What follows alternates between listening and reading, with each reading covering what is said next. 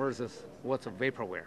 What's good is now plugins are no longer vaporware. I mean, you can take your car in and get retrofitted or Prius, and it'll cost about $10,000. And manufacturers in about 2 years will be doing plug-in hybrids coming off the line, and it'll probably only add about $5,000 to $6,000, because the batteries are getting better, the components are getting better, and things like that. So it's really becoming real.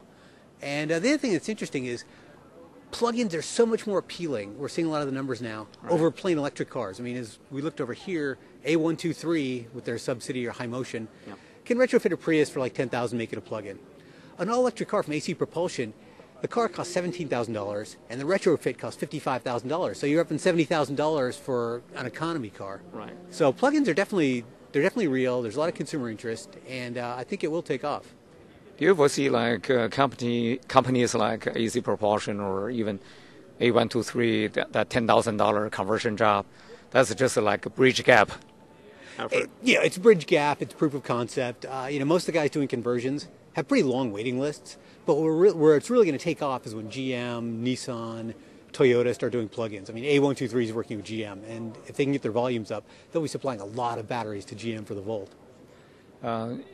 You must have talked with car companies like GM, Nissan, or whoever, and obviously Toyota is currently the front runner in the hybrid. What's your take on the automotive industry in general, where they are headed as far as the PHEV is concerned? Oh, they're definitely gung-ho on it. I mean, the success Toyota had with the Prius just shocked the automotive world. I mean, everyone was thrown for a loop how Toyota's just risen up. And they think they have the technology now to actually at least come equal to Toyota or even get ahead of them. I mean, GM's lost a lot of money over the past few years, and they need something new to dazzle customers. Nissan, the number 3 Japanese automaker, it wants to leapfrog ahead. It's not even looking at biofuels. It's looking at strictly plug-ins and some all-electrics. There's some technology issues. Lithium-ion batteries don't improve as fast as, say, chips and things.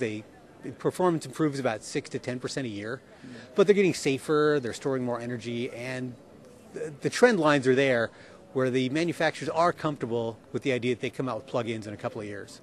Michael, I think all the key ingredients for these kind of PHEVs are the battery, right? It's like the real estate, location. Here's a battery. So based on your conversation with the battery vendors, what's your reading of the battery technology? It's definitely gotten better. The key improvements in the last couple of years have been on safety. Instead of using lithium-ion cobalt batteries like in notebooks, they're using lithium-ion phosphate batteries, the lithium-ion titanium. Basically, these batteries don't hold as much power, but they're a lot safer. They're not going to burn up and blow up. So the progress there is getting really good.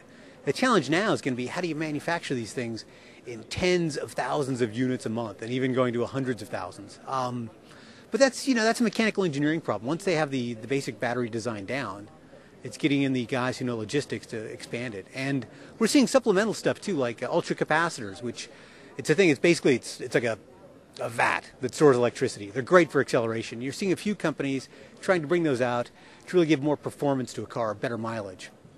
Do you think there may still be some juice left in the improvement of internal combustion engine efficiency? Oh yeah, there's some of that. It's going to be tough to get rid of gas because gas is really good fuel. I mean, it pollutes. We have to dig it out of the ground.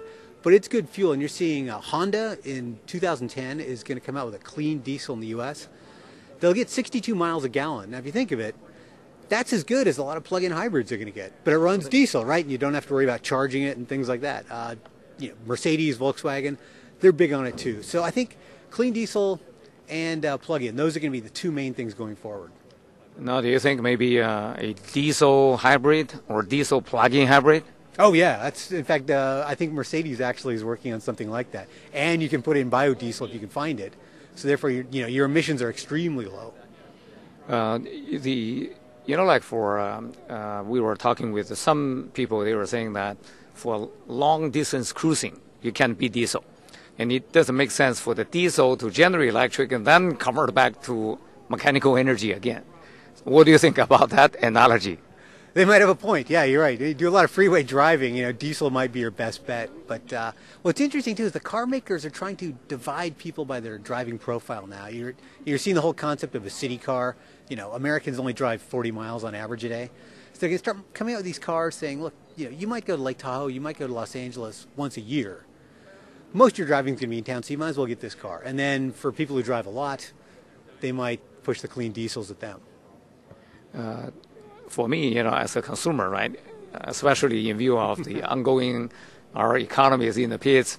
So, probably, do you think a consumer, just like that smart car, that two-seater smart car, I'm curious as to why, people want, unless you have a lot of dough, in the pocket, but for people who wants to have an all-around car, that will give both good gas mileage and clean burning and all the electricity gizmos.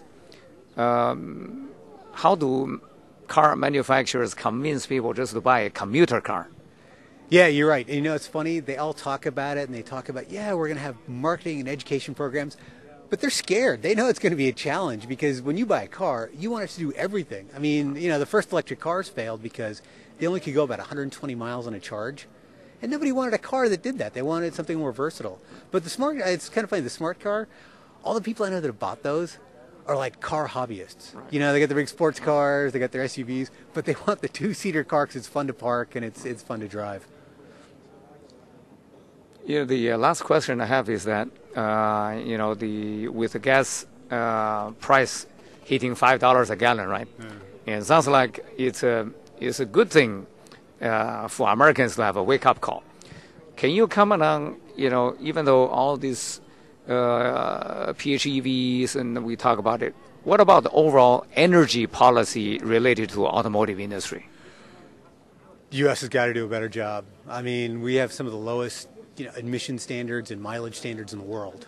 And it's just got to change. I mean, we could make our cars much more efficient and the economy would not go in the toilet. We would not be in a recession and things like that. We would just use less gas.